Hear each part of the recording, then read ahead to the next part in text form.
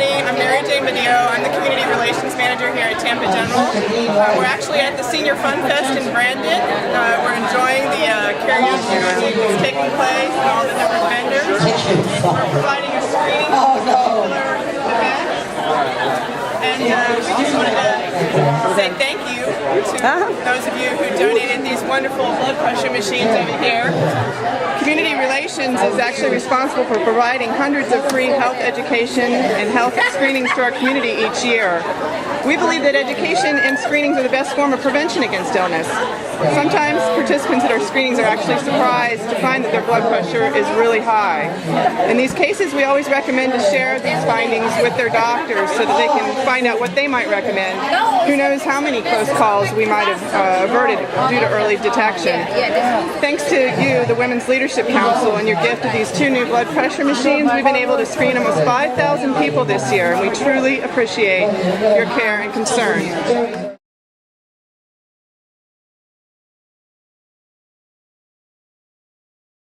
Hello and welcome to the Palliative Care Suite on 6A at Tampa General Hospital.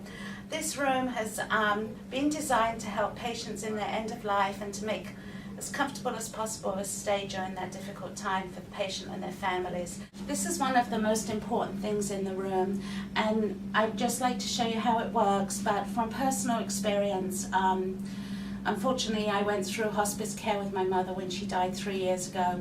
And one of the most important things was that I was able to stay there for I think it was up to 10 days, 24/7. Every day I was able to spend with my mom. And the thing with hospice care, which is so important, that we've tried to bring to the hospital setting, is just making those creature comforts for everybody involved. And whether that's from having good bathroom facilities and coffee and somewhere to sleep, it's just important. And with your generous donation, this is the couch that was purchased, and it really is an amazing couch. Let me show you how it works. Basically just flips over. Very easy to handle. And it converts into a bed very, very easily, and it's perfect for the family members. And it's got a full thickness mattress on it. Perfect, and it's comfortable for any family member that wants to stay with their loved ones, and it really does impact their care that they receive when they're here at the hospital.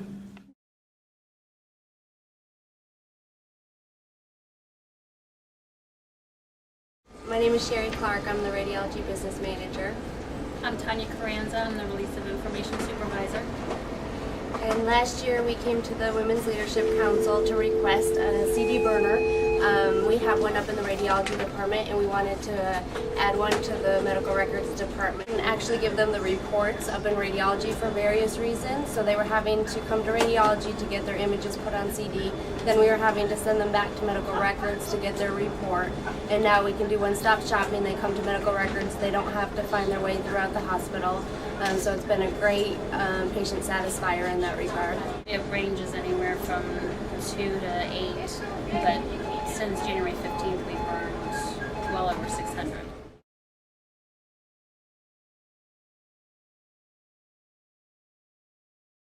Hey there, gang. Chad Wiltz, Manager of Nuclear Medicine. Glad to see y'all. Sorry I couldn't visit you again this year, but I did want to show off what we got last year.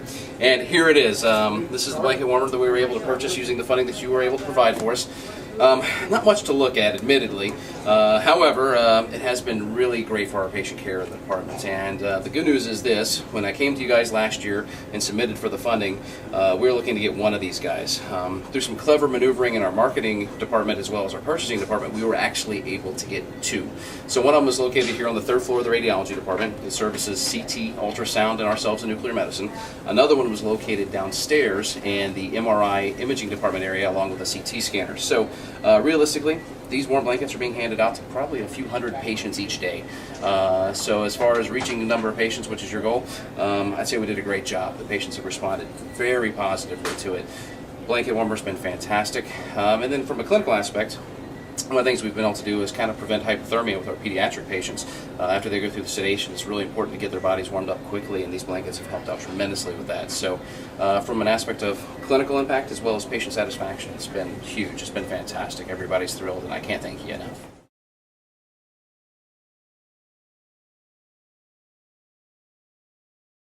The the state of Florida mandates that every baby born in the state have a newborn hearing screen before discharge from the hospital.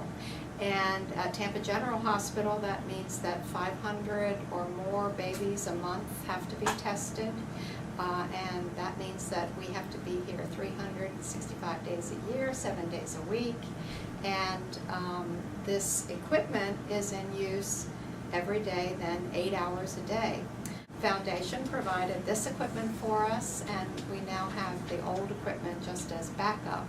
The advantage of this system is that it does not only otoacoustic emissions, which is pretty much the standard test used for hearing screening in the state, but it does auditory brainstem responses as well.